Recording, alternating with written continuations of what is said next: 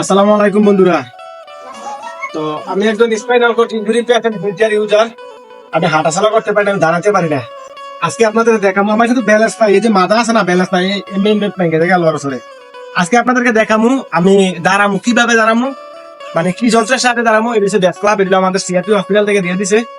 তো এটির সাথে দাঁড়ানো যায়, কিভাবে দাঁড়াবো আপনার পুরোটা ভিডিও দেখতে থাকেন। কেউ ভিডিওটি স্কিপ করবেন না, লাফানা করবেন না। ভালো লাগলে মানবিক সাথে ভিডিওটা সবার মাধ্যমে ছড়াই দিবেন বন্ধুরা, দেখতে থাকুন। ওই ক্যামেরাম্যান, তো এর যেটা এখন পড়তাছি সাদাটা, এটা হচ্ছে বেল। এটা আমার অপারেশনের পরে দিছে যে আমি হুইল চেয়ারে যখন বসবো বা কোনো জায়গায় যাবো বা ডাক্তারের কাছে আসে না, কত জায়গায় যাওয়া পরে গেলে তখন এই বেলটা পইরা যাওয়ানোর জন্য।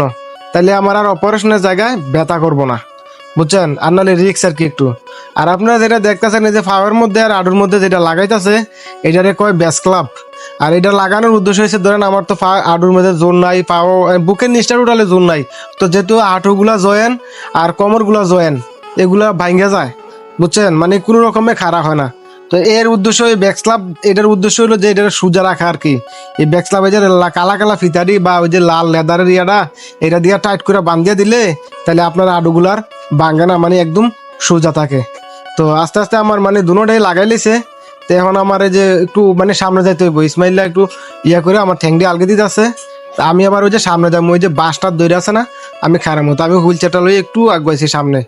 তো একটু আগে এসে আমি আবার হুইল চেয়ারটা কি করলাম, লক দিয়ে লাইলাম, নাহলে কিন্তু রিস্ক। যে কোনো প্রকারে আমাদের হুইল চেয়ার লক দিতে হবে, রিস্ক নাহলে। তা আমার ভাই আমার মানে আমি নিজে হাতে ব্যালেন্স করে একটু সামনে ফেল গেলাম, এবারটা ধরে আমার একটু আলগে দিল। তো আলগে দিয়ে কি করলো বেটা, এখন ঠেঙ্গি নামাই দিব আমারে।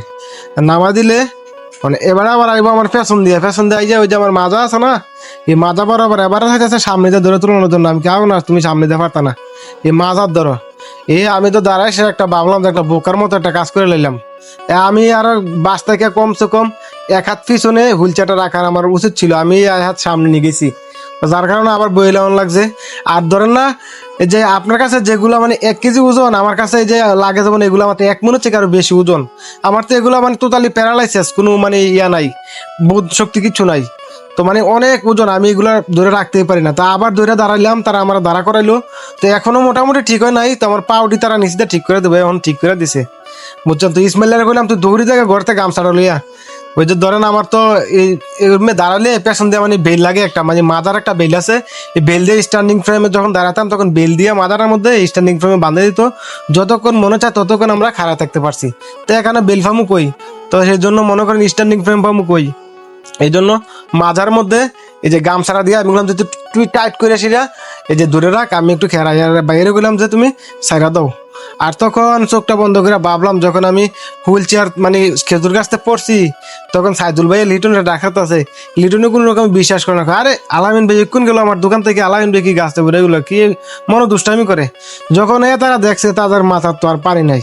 তো আমি তাদের কাছে আজীবন কৃতজ্ঞ। এই আমার সৌদি আরব তারা আমার যথেষ্ট কেয়ার করছে, আমার গোষ্ঠী জ্ঞাতি আত্মীয় স্বজন মানে পরিবারের কেউ ছিল না সৌদি আরব।